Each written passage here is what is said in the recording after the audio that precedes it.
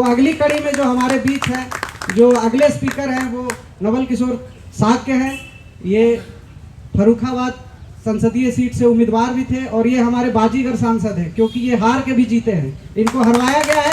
ये योगी बाबा के जो कुकर्म है, उनकी वजह से रात के अंधेरे में बिजली गायब, रात में बिजली को गायब कर दिया गया था और इनकी जो जीत थी वो तय हो चुकी थी और योगी बाबा ने एक तरीके से इनको हराया है। लेकिन हार के जीतने वाले को बाजीगर कहते हैं, तो हमारे सांसद इस मामले में बाजीगर हैं।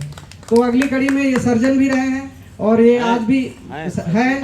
और इनके मैं कुछ, क्योंकि मैं बिहार से आता हूँ, वही जहानाबाद से आता हूँ, कुरहारी के बगल में ही मेरा गांव है और जिस जाति में वो पैदा हुए उसी जाति में मैं भी पैदा हुआ हूँ। जाति का नाम नहीं ले रहा हूँ क्योंकि वो जगदेव बाबू जमात की बात करते हैं और हम जाति की बात यहाँ नहीं कर रहे हैं। हम SC ST OBC जो शोषित वर्ग है उसकी बात कर रहे हैं, हम जमात की बात कर रहे हैं और जगदेव बाबू जमात के नेता थे। तो मैं नवल किशोर साक्य सर से गुजारिश करूंगा कि वो आएँ और अपनी बात को रखें। धन्यवाद।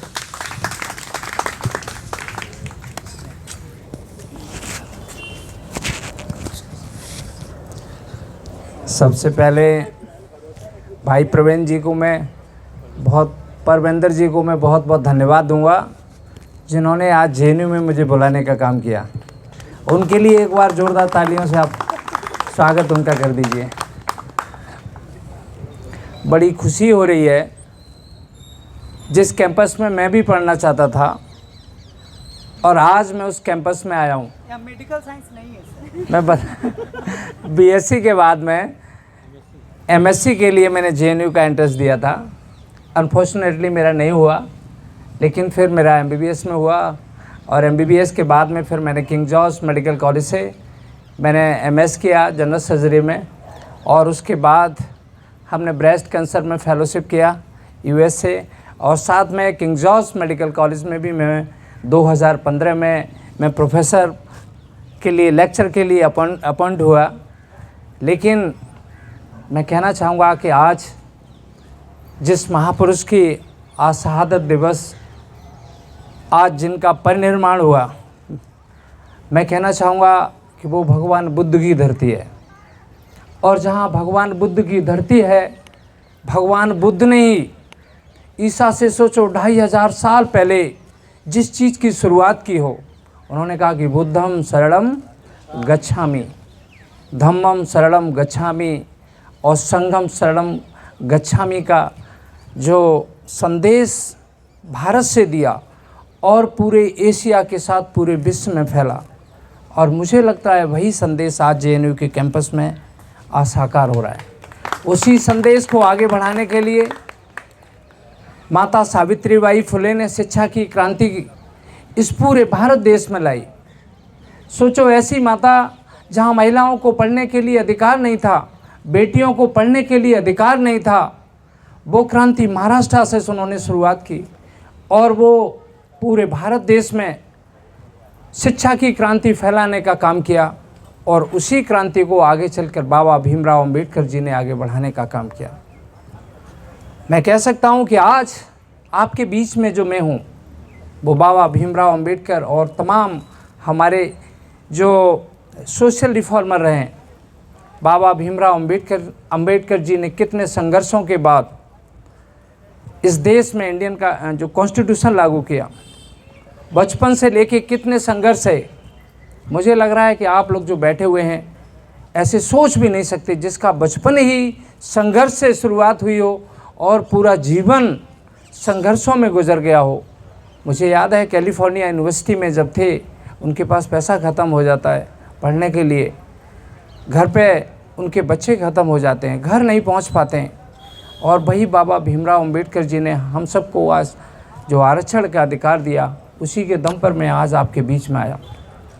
मैं कहना चाहूँगा उसी चीज़ को आगे बढ़ाने के लिए बिहार की धरती से आदरणीय लालू प्रसाद यादव जी रहे हों या उत्तर प्रदेश से डॉक्टर राम मनोहर लोहिया जी, जिन्होंने नारा दिया संसो पाने बांधी गांठ, संसो पाने बांधी गांठ, पिछड़े पावे 100 में 60, और उसी चीज़ को आगे बढ़ाने के लिए श्रद्धेय नेताजी माननीय मुलायम सिंह यादव जी ने उत्तर प्रदेश में काम किया। मैं कह सकता हूं कि मैं अगर श्रद्धेय नेताजी इस उत्तर प्रदेश के मुख्यमंत्री नहीं रहे होते तो मैं कभी भी डॉक्टर नहीं बन पाता। उन्हीं के आशीर्वाद के कारण मैं डॉक्टर बना हूँ।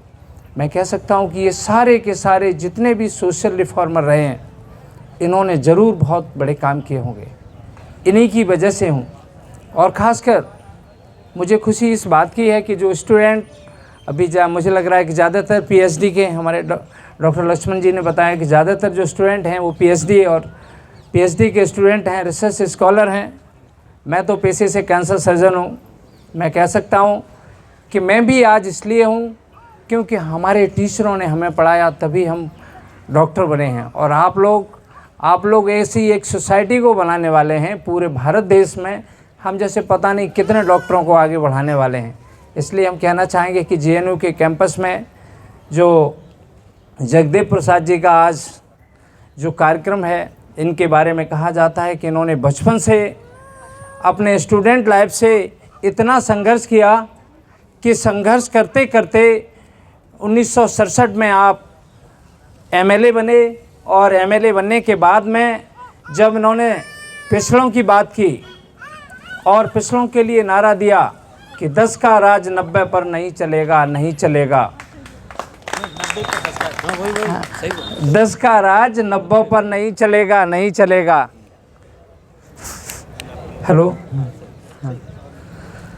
100 में 90 शोषित हैं, 100 में 90 शोषित हैं, धन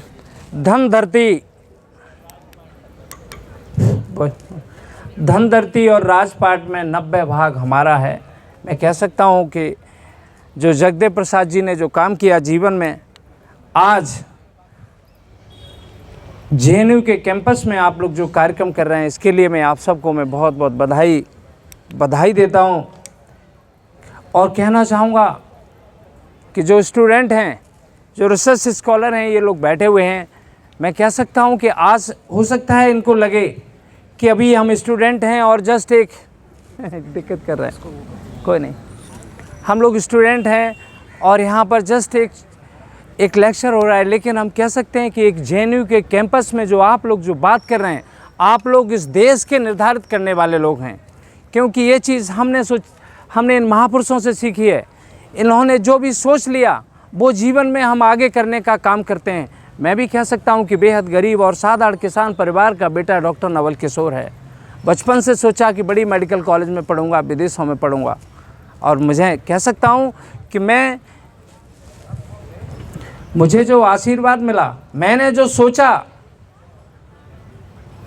सोचा वो इसलिए हो गया क्योंकि इन सब का आशीर्वाद था।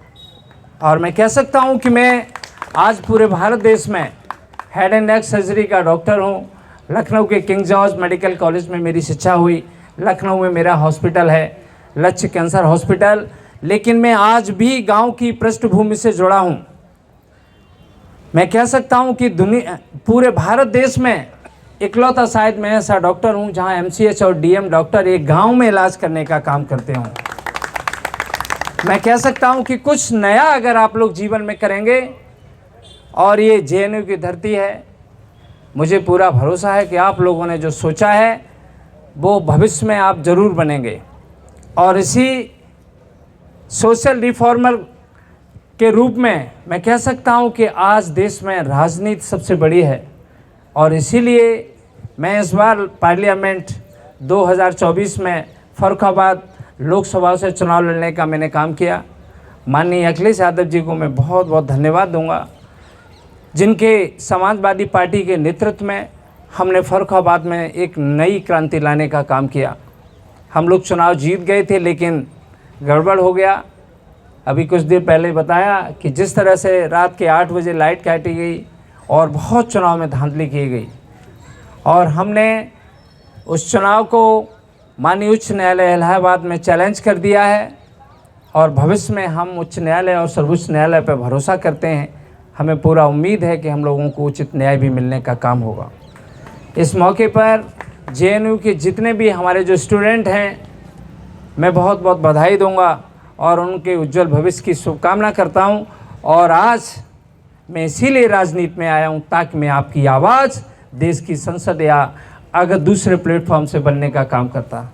लेकिन आज भी सड़कों से आवाज़ जारी रहेगी, क्योंकि डॉक्टर लक्ष्मण यादव जी जो कि दिल्ली यूनिवर्सिटी में प्रोफेसर थे, उनके साथ क्या हुआ, लेकिन जिसके मन में जो आवाज़ होती है, आदरणीय अखिलेश यादव जी ने भी कह दिया, पहले तो आप बंदिशों में बंधे थे, लेकिन आज खुले माहौल में आप कोई बंदिश नहीं है।